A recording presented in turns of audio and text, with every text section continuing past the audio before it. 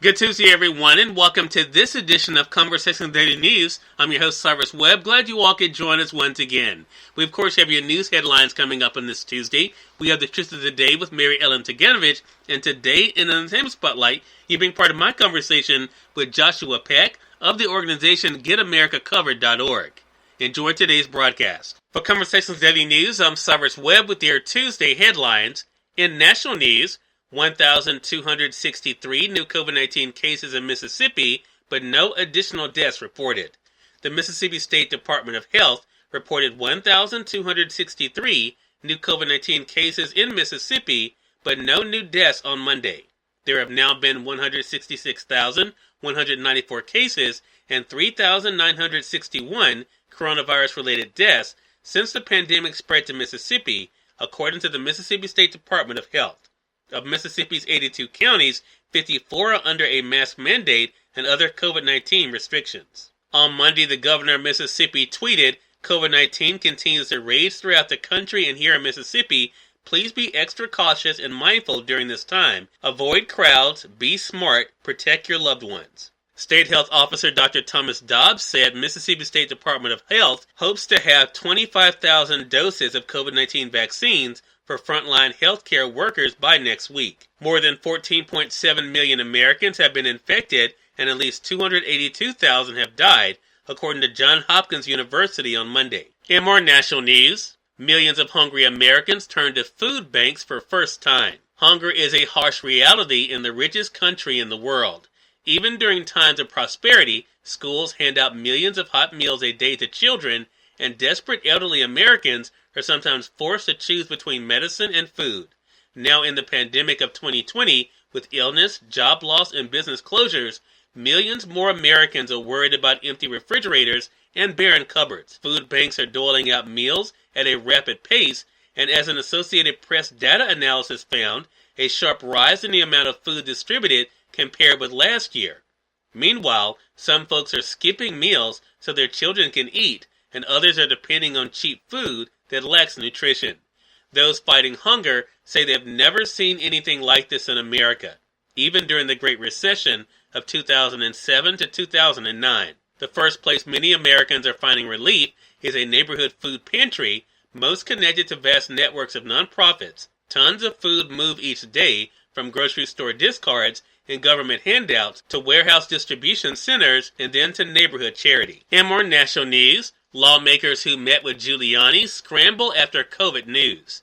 President Donald Trump said Monday his personal attorney, Rudy Giuliani, was doing very well after being hospitalized with coronavirus as lawmakers in battleground states that Giuliani visited last week scrambled to make sure they did not contract the virus. The 76-year-old former New York mayor, hospitalized in Washington, had traveled extensively to battleground states to press Trump's effort to get legislators to overturn his election loss to Joe Biden and subvert the November vote.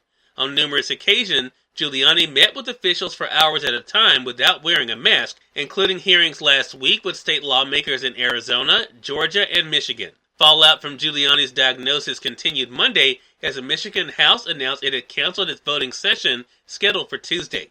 Giuliani spoke for hours last week before a Republican-led committee in Lansing investigating alleged election irregularities. In business news, stocks closed mostly lower, pushing pause on recent rally. Stocks closed mostly lower on Monday as Wall Street pumped the brakes after a recent run of strong gains. The S&P 500 fell 0.2% as losses in healthcare, financial, and energy companies outweighed gains in technology, communication, and utility stocks.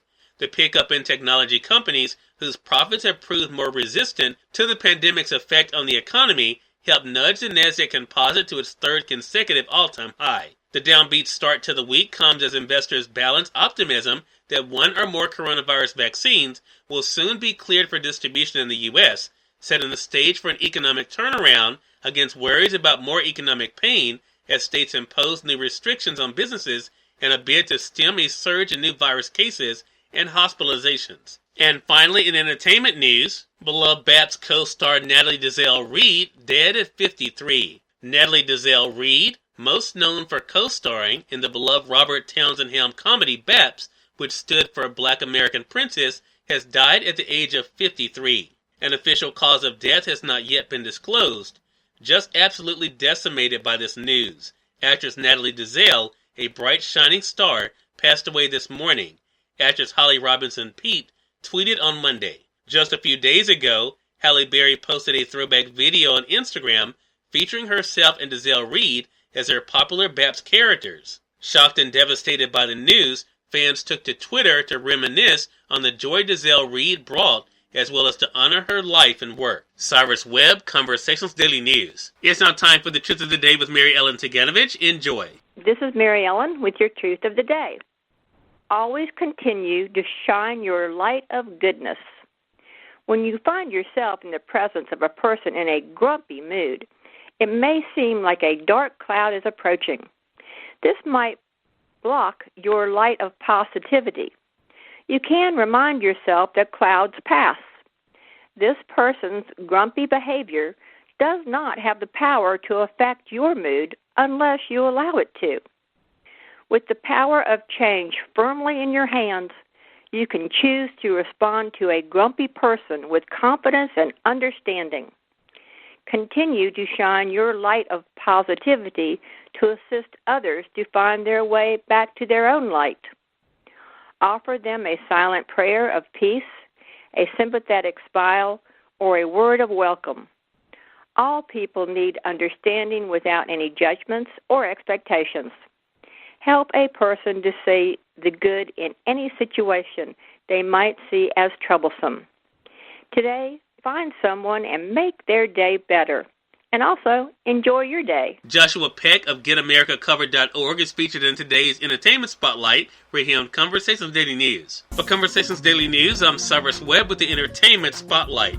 Joshua Peck of GetAmericaCovered.org stopped by Conversations Live, the radio show this week, to tell us about open enrollment and what you need to know before the upcoming deadline. Here's part of our conversation. I love the fact that you all are really doing two things. One, giving information for those who have not yet signed up and gotten coverage, but also, if they have gotten coverage, helping them spread the word to others. So what do we need to remember, Josh, when it comes to signing up this year? Well, first off, we're in the middle of the open enrollment period. This is the one time of year where anyone can go and sign up for coverage. And right now, the deadline for coverage is Tuesday, December 15th.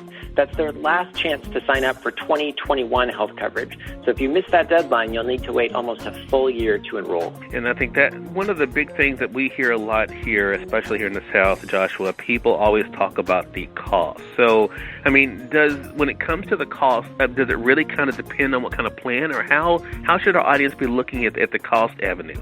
Well, there's a lot of misinformation out there. Quality comprehensive coverage is more affordable than most people think. This year, 2 out of 3 healthcare.gov customers in Mississippi can find a plan with a monthly premium of $75 or less.